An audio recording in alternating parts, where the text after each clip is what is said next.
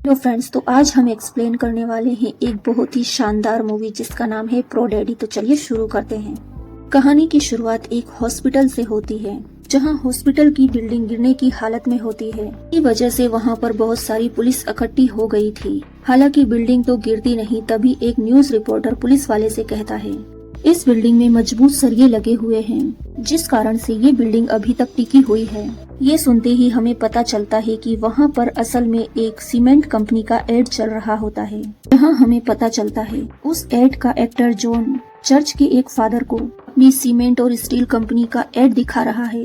अभी हम जॉन की वाइफ अनम्मा को देखते हैं। यहाँ जॉन और अनम्मा का एक बेटा होता है। इनके बेटे का नाम ईशो होता है।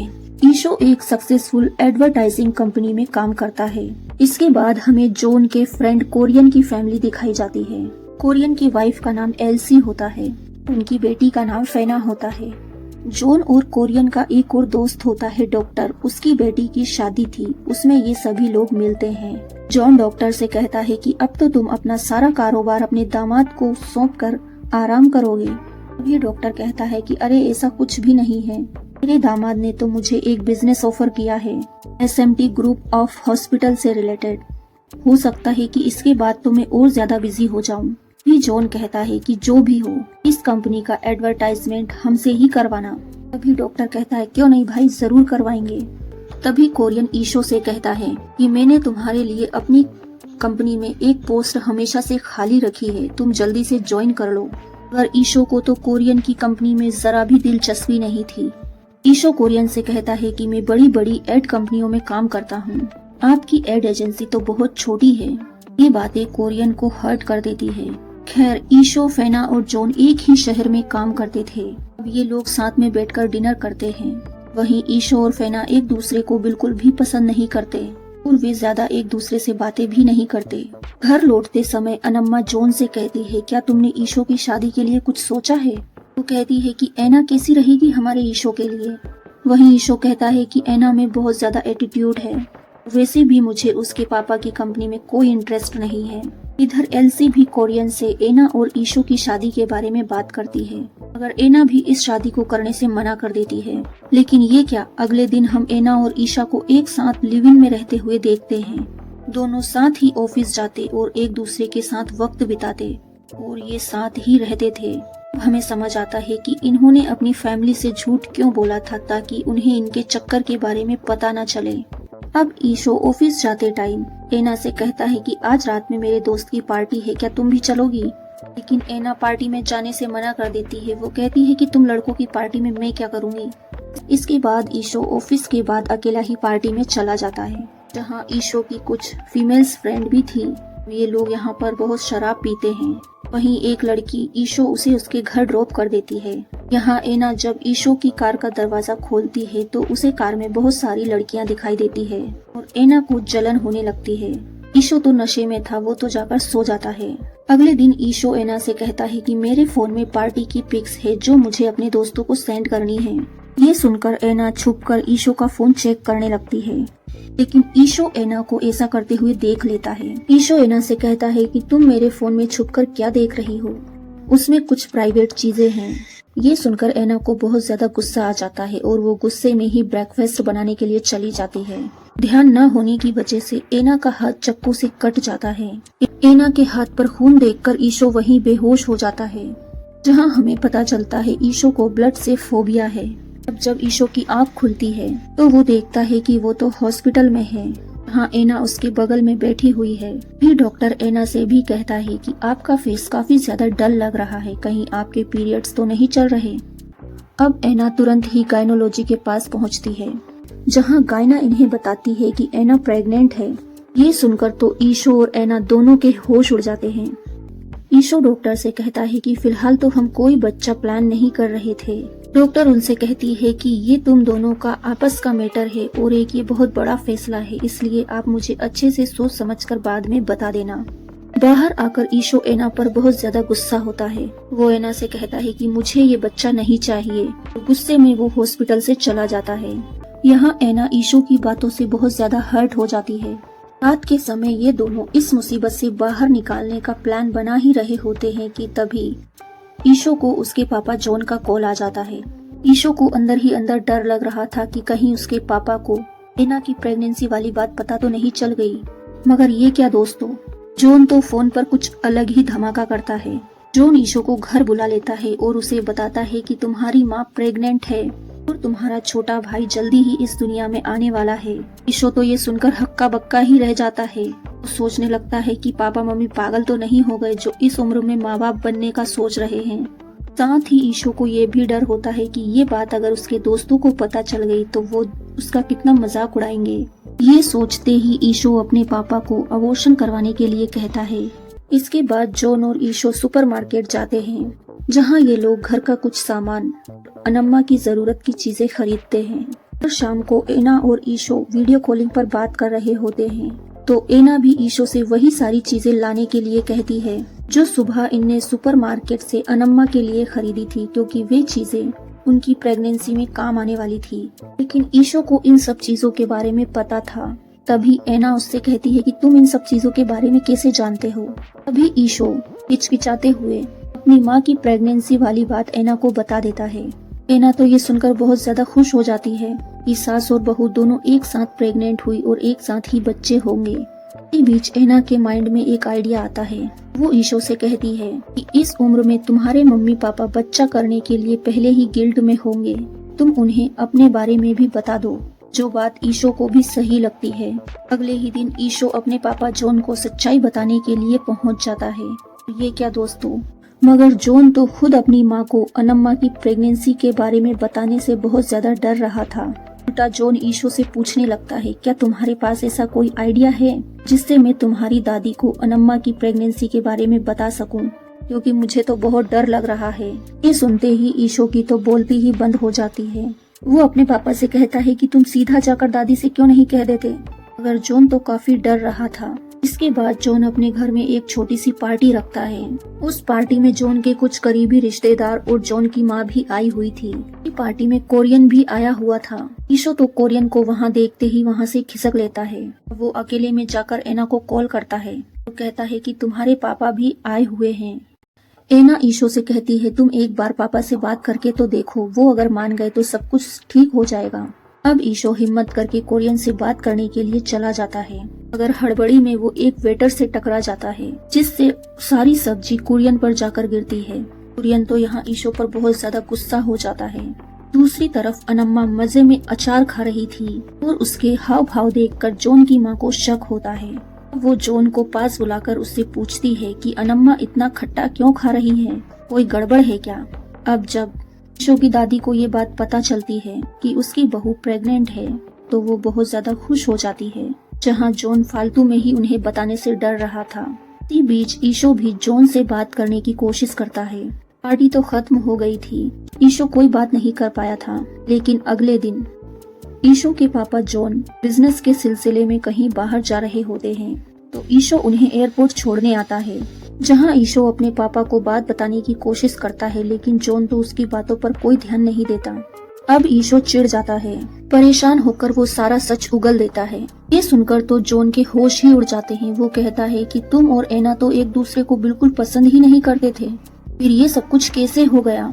टेंशन की वजह से जॉन बिजनेस ट्रिप पर भी नहीं जाता और घर आ जाता है। भी अनम्मा पूछती है कि तुम घर वापस क्यों आ गए? जॉन उसे सारी सच्चाई बता देता है। सुनकर तो अनम्मा के भी होश उड़ जाते हैं।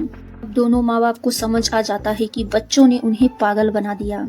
इसके बाद जॉन ईशो के साथ एना से मिलने जाता है। जॉन को वहाँ देखकर एना थोड़ा घबरा जाती है। पर जॉन तो एना से पूछता है, अब आप ही बताओ कि आगे क्या करना है। एना कहती है कि हमने इस बारे में अभी तक कुछ नहीं सोचा है। जॉन कहता है, मेरे पास एक प्लान है। वो एना से कहता है कि मैं तुम्हारी और ईशो की शादी के बारे में तुम्हारे मम्मी पापा से बात करता हूँ, क्योंकि कोरियन मेरा बहुत अच्छा दोस्त है, वो मेरी बात जरूर समझेगा जब तक तुम अपने घर चली जाओ। एना कहती है कि मुझे बार बार वॉमिटिंग होती है, इस बात को मैं अपने पेरेंट्स से कैसे छुपाऊंगी? इस पर जॉन कहता है कि सिंपल सी बात है, उनसे कह देना बाहर कुछ उल्टा सीधा खा लिया था इसलिए हो रही होगी। इसके बाद एना भी अपने घर आ जाती है। अब प्लान के मुताबिक जॉन कोरियन को अपने घर पर बुलाता है और वो एना और ईशो की शादी के लिए बात करता है। इस पर कोरियन कहता है, मैं तो इस शादी के लिए कब से रेडी हूँ, लेकिन एना भी तो इस शादी के लिए माननी चाहिए ना। जॉन कोरियन से कहता है कि एक बार अपनी बेटी से बात तो कर, अगर वो मना करेगी तो फिर आगे सोचेंगे। के बाद कोरियन घर आकर एना से इस बारे में पूछता है तो एना तुरंत ही शादी के लिए हाँ कर देती है। ये देखकर तो एल्सी और कोरियन दोनों ही हैरान रह जाते हैं कि ये एना को अचानक से क्या हो गया। कल तक जिस लड़के को देखना भी पसंद नहीं करती थी, आज उससे शादी के लिए तुरंत हाँ कर दी, ऐसा क्या हो गया।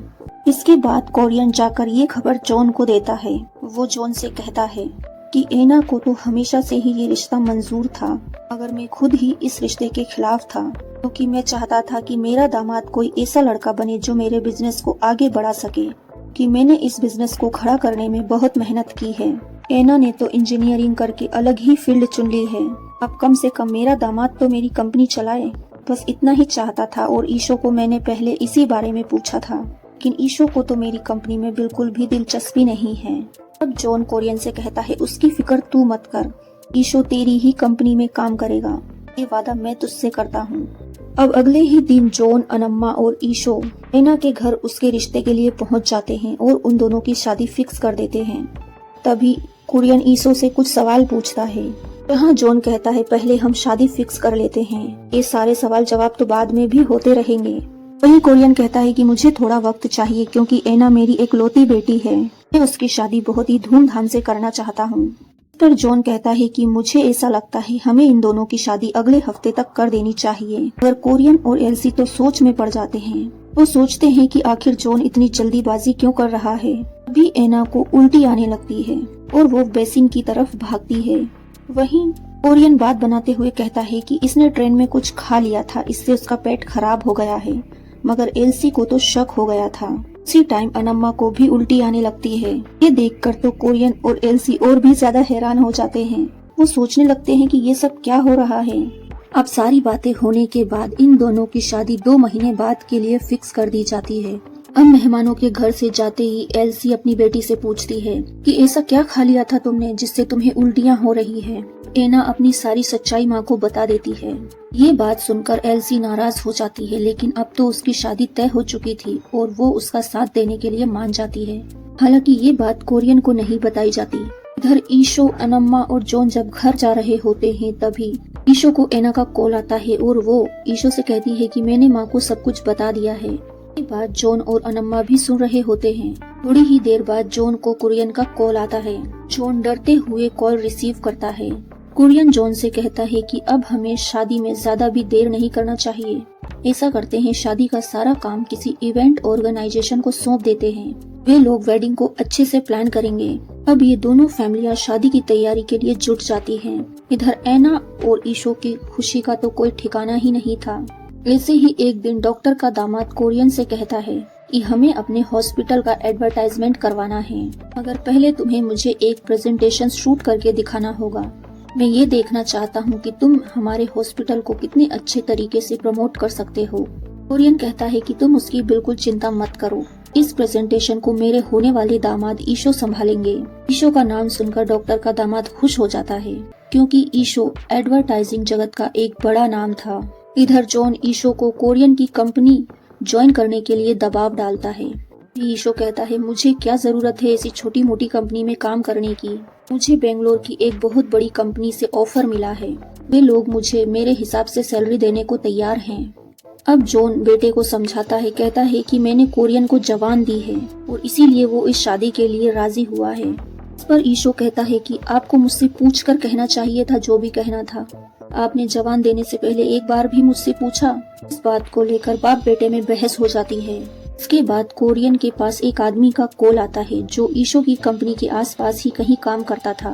वो कोरियन से कहता है कि ईशो तुम्हारी बेटी के लिए सही लड़का नहीं है। मुझे पता चला है कि वो यहाँ किसी लड़की के साथ लिव इन में रहता है। इतना ही नहीं बल्कि वो लड़की तो अभी प्रेग्नेंट भी है। ये बात सुनते ही कोरियन का तो दिमाग ही घूम जाता है और उसे पता ही नहीं होता कि वो लड़की कोई और नहीं बल्कि उसकी बेटी एना ही है। और वो गुस्से में जॉन को कॉल कर देता है। इधर जॉन अनम्मा का चेकअप करवाने आया हुआ था। वो कोरियन की कॉल रिसीव नहीं कर पाता। कोरियन को और ज्यादा गुस्सा आ जाता है। गुस्से में कोरियन सीधा उसके घर जाने लगता है। अब एल्सी और एना उसे समझाने की कोशिश करते हैं, पर कोरियन उनकी एक भी बात नहीं सुनता। जॉन के घर जाकर कोरियन को पता चलता है कि वो तो हॉस्पिटल गया हुआ है। कोरियन हॉस्पिटल भी पहुंच जाता है। अब कोरियन जब वॉशरूम जाता है, जॉन भी डॉक्टर के साथ उसी वॉशरूम में था। डॉक्टर से कहता है कि आप प्रेगनेंसी वाली बात अभी किसी को मत बताना, और उस कोरियन को तो बिल्कुल नहीं। उन्हें ये पता नहीं था कि कोरियन उन्हीं के बगल में खड़ा है, वो ये सब बातें सुन रहा था। कोरियन को ये लगता है कि जॉन अपने बेटे ईशो के कांड को छुपाने की कोशिश कर रहा है, पर जॉन तो अनम्मा के बारे में बात कर रहा था। कोरियन जब वॉशरूम से बाहर निकलता है तब तक जॉन तो यहाँ से जा चुका था। इसके बाद रोड पर पुलिस जॉन का चालान काट लेती है क्योंकि उसने सीट बेल्ट नहीं लगाया होता। साथ ही उस टाइम जॉन के पास कैश नहीं था। वो जैसे ही एटीएम की तलाश में कार से उतरता है, उसे अपने पीछे कोरियन की गाड़ी नजर आती है। फिर वो कोरियन से पैसे लेकर पुलिस को दे देता है। कोरियन जॉन से कहता है कि जॉन, मुझे तुमसे बहुत जरूरी बात करनी है। तभी जॉन कहता है, हाँ बोल ना, क्या जरूरी बात करनी है। कोरियन वहाँ खड़े हुए ही जॉन पर चिल्लाने लगता है। वो कहता है कि तुम्हारा बेटा किसी लड़की के साथ लिव इन में रहता है जो प्रेग्नेंट भी है, ये बात तुमने मुझसे क्यों छुपाई। अब जॉन यहाँ कोरियन को सच बताने की कोशिश करता है, पर कोरियन तो बहुत ज्यादा गुस्से में था। वो जॉन को बोलने ही नहीं दे रहा था। कोरियन यहाँ जॉन को जलील करके उससे सारे रिश्ते तोड़कर वहाँ से चला जाता है। इधर एना ईशो को कॉल करके बताती है कि मेरे पापा को सच का पता चल गया है, वो तुम्हें ही ढूंढ रहे हैं, मैं आ रही हूँ तुमसे मिलने। इधर कोरियन भी एना से ईशो का एड्रेस लेकर उससे मिलने चला जाता है। अब हमें पता चलता है कि जॉन और अनम्मा कोरियन से पहले ही ईशो के पास आ गए हैं। ईशो ने नशा कर रखा था। अभी कोरियन एल्सी के साथ वहाँ आ जाता है, एना को अपनी तरफ खींच लेता है और वो गुस्से में कहता है कि ईशो और उसकी फैमिली सारे मिलकर हमें धोखा दे रहे हैं। यहाँ पर जॉन अभी भी कोरियन को शांत करने की कोशिश करता है, मगर यहाँ कोरियन सीधा ईशो से पूछता है, क्या तुम यहाँ किसी लड़की के साथ रहते हो? पर ईशो हाँ कर देता है। अब कोरियन कहता है, क्या वो लड़की प्रेग्नेंट है? इस पर ईशो कहता है, हाँ प्रेग्नेंट तो है। कोरियन कहता है, देखा, सुन लिया ना, तो हमें कुछ बोलने की जरूरत ही नहीं है जब सब कुछ इसने बता ही दिया है। तो इसके बाद कोरियन एना का हाथ पकड़कर उसे वहाँ से ले जाने लगता है। अब यहाँ ईशो नशे में तो था ही। वो कोरियन को रोकते हुए कहता है, अंकल आप इतनी सी बात को इतना बड़ा क्यों बना रहे हैं? ये सुनकर तो कोरियन का दिमाग ही घूम जाता है और वो ईशो के गाल पर एक जोर का थप्पड़ लगा देता है। एना अपने पापा से कहती है, आप सारा सच जाने बिना ही ईशो को थप्पड़ नहीं लगा सकते कि उसके साथ जो लड़की रहती है असल में वो मैं ही हूँ और मैं ही 3 महीने से प्रेग्नेंट हूँ। अपनी बेटी के मुंह से ये सब बातें सुनकर कोरियन की तो बोलती ही बंद हो जाती है। अब कोरियन सबसे नाराज होकर कहीं दूर जाकर बैठ जाता है। अब एना अपने पापा से बात करने के लिए आती है, जहाँ कोरियन अपनी बेटी से कहता है, तुम सबने मिलकर मुझे अच्छा बेवकूफ बनाया है, शायद तुम्हें मेरी कोई जरूरत नहीं है, एक काम करो, सब कुछ तुम ही संभाल लो। इतना कहकर कोरियन वहाँ से चला जाता है। इसके बाद एना ईशो को कॉल करके कहती है कि अगर मेरे पापा इस शादी से खुश नहीं होंगे तो मैं ये शादी नहीं कर पाऊंगी। ये बात सुनकर ईशो अपने पापा जॉन के पास जाता है, जहाँ जॉन ईशो से कहता है कि देखो बेटा, एक बाप बेटे का रिश्ता क्या होता है ये तुम कभी समझ नहीं पाओगे, क्योंकि ना जाने कोरियन ने अपनी बेटी के लिए कितने सपने सजाए होंगे, क्योंकि एना उसकी एक लौती बेटी है। उसे सच जानकर कितना बुरा लगा होगा, ये हम कभी सोच भी नहीं सकते। ईशो जॉन से कहता है कि अब अंकल कैसे मानेंगे। अब जॉन ईशो से कहता है, मेरे पास एक आइडिया है, मगर उस पे चलना न चलना वो तुम्हारा फैसला होगा। के बाद सीन शिफ्ट होता है कोरियन के ऑफिस पर। ऑफिस में कोरियन कहता है कि डॉक्टर के दामाद को इन्फॉर्म कर दो कि हम उनका प्रोजेक्ट कंप्लीट नहीं कर पाएंगे। इस पर मैनेजर कहता है कि वो प्रोजेक्ट तो ईशो सर ने पहले से ही कंप्लीट कर दिया है। जैसे ही कोरियन अपने ऑफिस में पहुंचता है तो वो देखता है कि ईशो अपने प्रोजेक्ट के साथ ऑफिस में बैठा हुआ है। कोरियन ईशो को वहाँ से जाने के लिए कहता है, मगर ईशो तो कोरियन को उस प्रोजेक्ट के बारे में बताना शुरू कर देता है। साथ ही वो बताता है कि प्रेगनेंसी के दौरान अगर माँ स्ट्रेस लेती है तो उसके पेट में पल रहे बच्चे पर भी उसका असर पड़ता है, कि ये बात कई सारी स्टडीज में साबित हो चुकी है। और साथ ही होने वाली माँ के आसपास का माहौल भी बहुत अच्छा होना चाहिए कि आने वाला बच्चा हेल्दी और स्वस्थ हो। ये बात वैसे तो प्रोजेक्ट से रिलेटेड थी। ये सुनकर कोरियन को एहसास होता है कि उसने एना को बहुत दुख पहुंचाया है।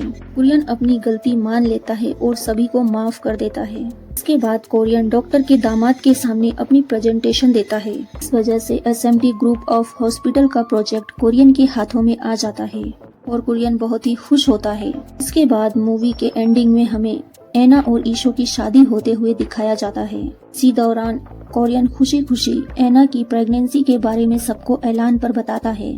यहीं जॉन भी अनम्मा की प्रेगनेंसी वाली बात भी सबको बता देता है। सुनकर तो शादी में आए हुए गेस्ट थोड़े हैरान हो जाते हैं, क्योंकि बेटे की शादी में माँ का प्रेग्नेंट होना, ये बात किसी को हजम नहीं हो रही थी। इसी हैप्पी एंडिंग के साथ ये मूवी यहीं पर खत्म होती है। मूवी कैसी लगी कमेंट्स में जरूर बताएं। Thanks for watching.